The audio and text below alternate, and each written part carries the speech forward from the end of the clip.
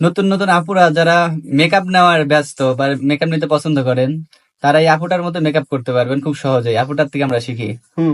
ভালো, অফকোর্স। আমি কি আপনাদের মতো গরিব খ্যাত নাকি?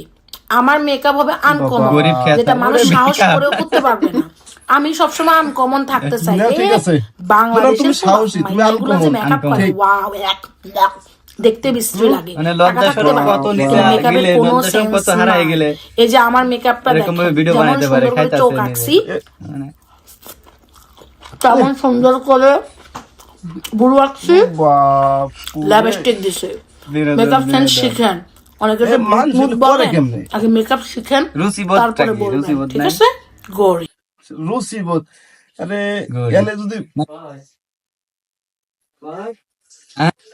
তো এইখানে আপু আসলে আমরা কোনো মানুষকে হেন করতেছি না। না, না, আসলে না।